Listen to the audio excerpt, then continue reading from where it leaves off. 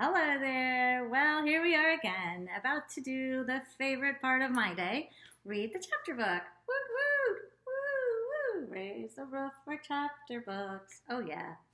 I am so sad because we're about to finish another book, which is sad because I've enjoyed this one so much, but it's also very, very exciting because it means we will start a new one. Way to go, Room Two Littles. You have listened to so much reading, and I'm so, so proud of you. All right, we are on our getting to the end of Zoey and Sassafras, Dragons and Marshmallows. There's our friend Zoey, and there's our little friend Marshmallow, who's not so little anymore. There's Sassafras.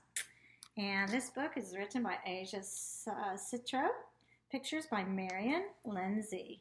And in case you're wondering, there are more in this series, Zoey and Sassafras. There's some more. So if you care to check those out and maybe read one at your own house, that would be amazing. We ended after reading chapters 13, which is 110 and 3 ones, and chapter 14, which is 110 and 4 ones. And we read a little bit of chapter 15, which is 110 and 5 ones.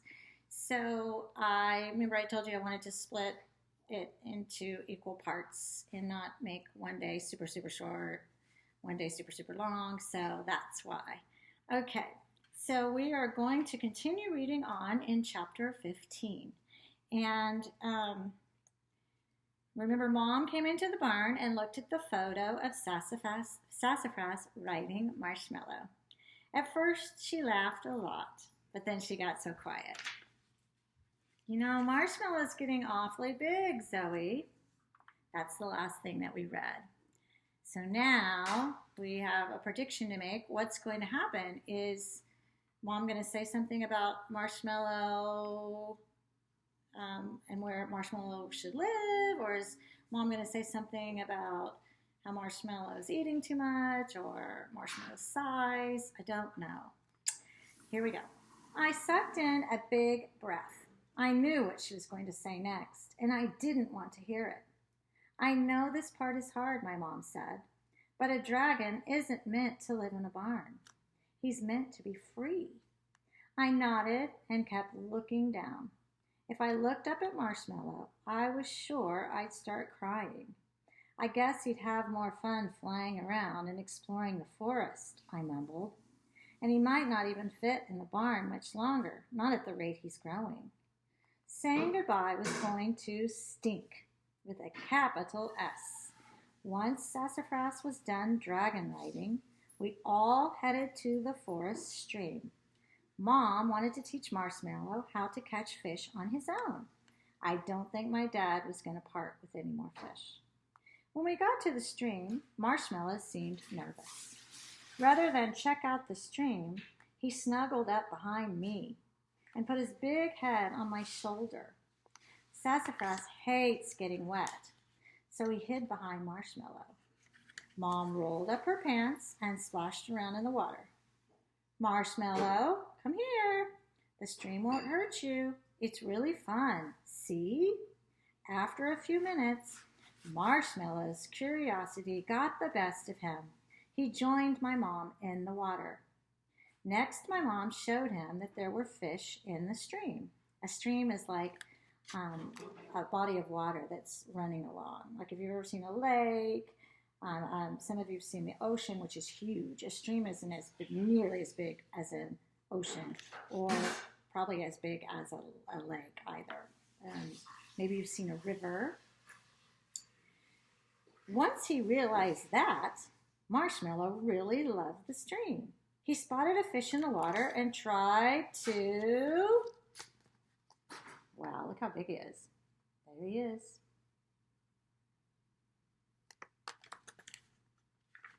Catch it, but he missed and ended up with a mouthful of stream water. Don't give up, Marshmallow. You can do it. Sassafras and I cheered. Marshmallow kept trying, and he finally caught a fish. After that first taste of success, He got much faster at catching fish. He even brought a little fish to Sassafras, who purred loudly in thanks. Sassafras was excited. I was rolling up my pants to join the fun when Sassafras started meowing like crazy. He stared at the bushes nearby. I stood very still and watched. I knew that Sassafras had seen something. A blue dragon had slowly peeped out of the bushes. It looked about the same size as Marshmallow. Come on, sweet girl, I cooed. The dragon kept her eyes on me as she took a few small steps forward. The splashing behind us stopped. I looked over my shoulder, and Marshmallow and my mom were both frozen, staring into space, watching the new dragon. Then Marshmallow let out the most beautiful sound. It sounded like a cat's purr, only louder and more like a song. Maybe dragons purr when they're really happy. Maybe?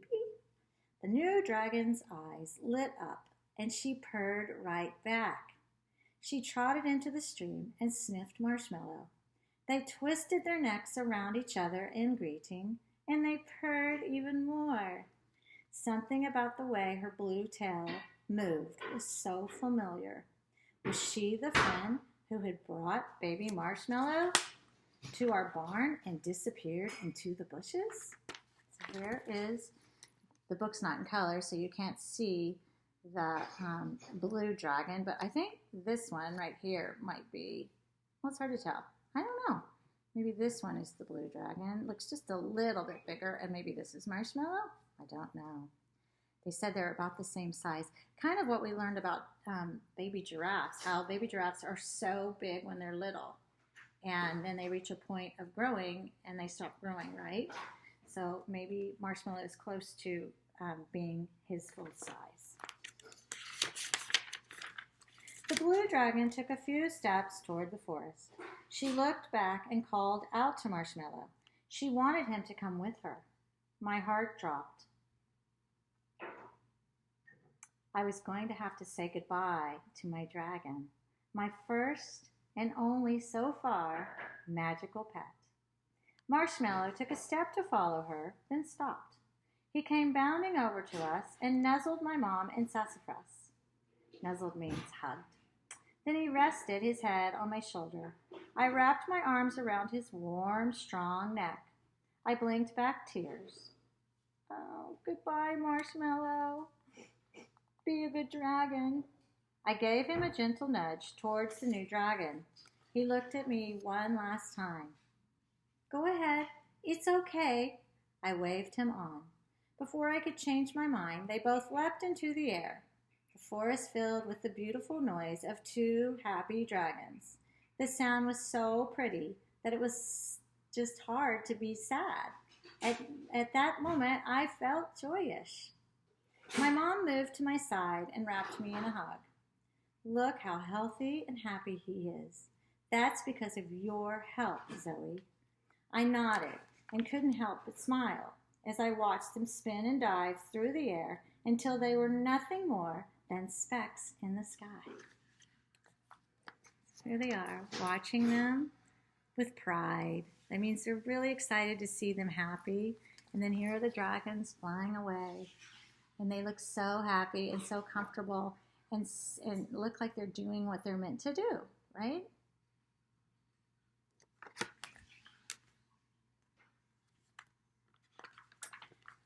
Chapter 16, Smoke? I cleaned out Marshmallow's pen while Sassafras watched. It looked so empty without our little dragon bounding around. Even Sassafras was mopey. We all really, really missed Marshmallow. I sniffed back another wave of tears. Wait a minute. I sniffed again. Do you smell smoke, Sassafras? Where's it coming from? Sassafras pawed at the barn door and meowed. Oh no, was something burning outside? We burst out of the barn to find my mom standing by a fire in our backyard fire pit. She held 2 sticks and a bag of marshmallows. She smiled. Roasted marshmallows seem like an appropriate way to celebrate your success with our dragon friend, Marshmallow. We cuddled up by the fire, telling stories about the little guy and laughing.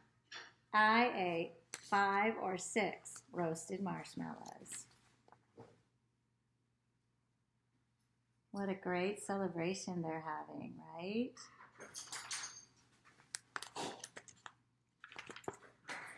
5 or 6 marshmallows, and I went to grab another one, but then I remembered how Marshmallow felt after eating the plate of marshmallows. I set my roasting stick down and just enjoyed the fire. I'd skip the stomachache tonight. After we headed in for the night, I went to my bedroom. Sassafras jumped up on my desk and nosed at my science notebook. It fell open to the next blank page. I laughed and I snuggled him up. Oh, Sassafras, I know how you feel. I can't wait to meet our next magical friend either. So here's her plain journal page, right there. And the series is about the magical friends that Zoey meets. So like I said, if you want to look into these books at the library, Zoey and Sassafras, there's different titles. This one's called Dragons and Marshmallows, but you might want to choose a different one that you haven't read. And in the back, there is a glossary, and we'll just quickly go through it. It says a carnivore. We learned about that in the book. A carnivore is an animal that eats only meat. Thumbs up if you knew that. Cold-blooded. We learned about that in the story. An animal that uses the sun to warm up and the shade to cool itself because it can't control its own body temperature. Who in the story was cold-blooded? You're right. Marshmallow. Conclusion. What you learned from your experiment. Hopefully you get an answer to your question, but sometimes you don't. So remember, she ran some experiments. In her first experiment, she found that Marshmallow liked marshmallows, but that really wasn't the conclusion that she needed, right? So she had to run another experiment. So it's okay when you're doing a science experiment to have to keep going and keep trying different things until you get the conclusion that answers your question, which in this case was what was going to make marshmallow better. Herbivore, an animal that eats only plants. Was Marshmallow an herbivore? No, he wasn't. Hypothesis. That is what you think will happen in your experiment. It's a guess. So lots of times we make predictions for stories. Those are hypotheses. And sometimes we make a guess about other things. So if you make a guess in a science experiment, you're making a hypothesis. It's what you think. It's not wrong, not right. It's what you think is going to happen. Omnivore, an animal that eats plants and meat. I bet you knew that one too.